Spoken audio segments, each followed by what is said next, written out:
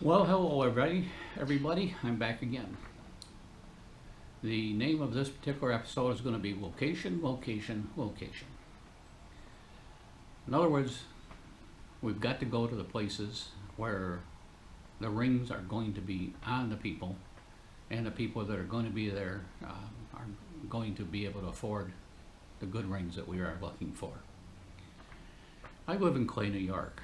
Clay is a suburb of Syracuse, just north of Syracuse. And last week on our local ABC station, we found out that Syracuse is in the bottom 10 of the small and medium cities in the United States as far as medium income.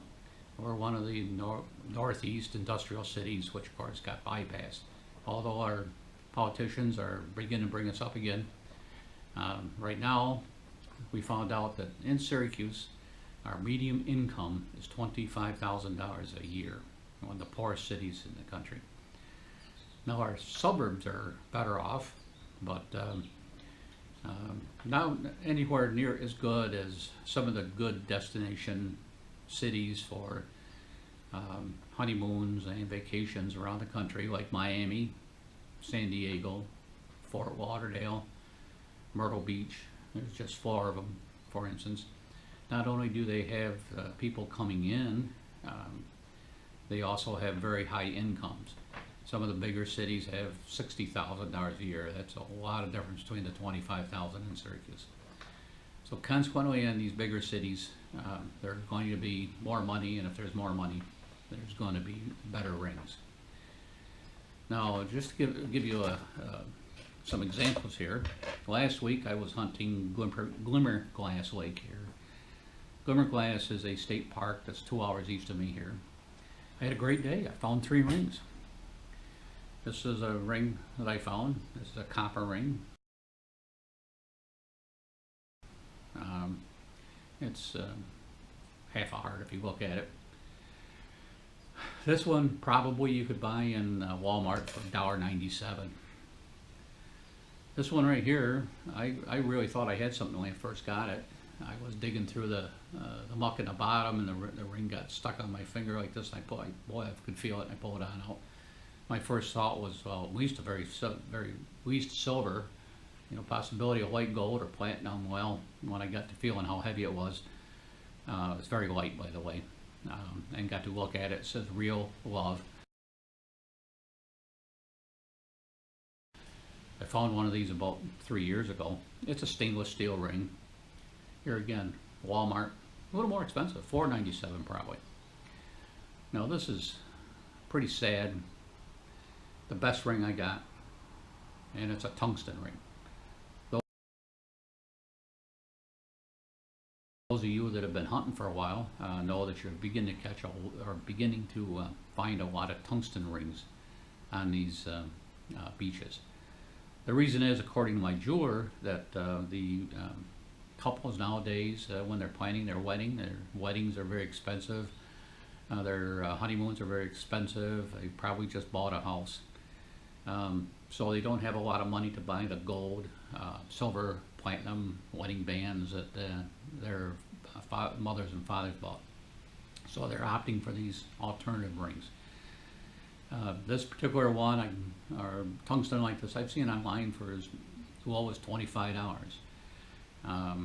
In the jewelers, I've seen them listed for as much as $120. So I think that's indicative of our county here, our state. Just not a lot of money. At Glimmerglass, last time I was over there about 5 years ago, it didn't look like there had been much traffic of other metal detectors there in the beach. And so in finding 3 rings, I would imagine that nobody had been there for a while, and yet, so over a period of maybe as much as 3 years, there's 5 years, 3 to 5 years, there's 3 rings in them, and basically they're all junkers. We have a lot of other beaches around here, county parks, and I'll include Nida Shores and Janesville Beach are their county parks, and then I'll include Sylvan Lake or Sylvan Beach in there, the city of Sylvan Beach. they're pretty much kids' beaches. You go there and you see a lot of young teens, early 20s. They're there to drink, have fun, and you know, maybe find somebody to hook up with that night. I have no idea.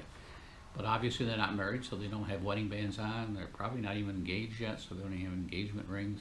They can't afford to wear any gold chains. So Sylvan Beach, I know that gets hit very heavy with people with metal detectors, and getting so over there now you even have trouble finding bottle caps.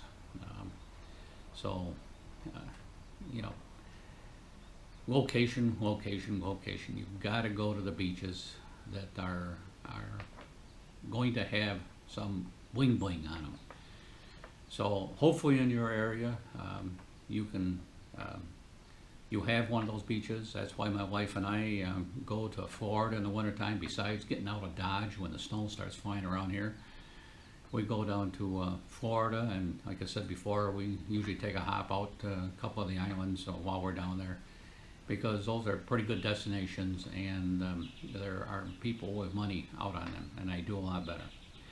So that's it for this particular one. Now I'm going to start getting into the next episode I'm working on here is just going to be on deciphering the junk that you find, and that tells you a lot about the beach.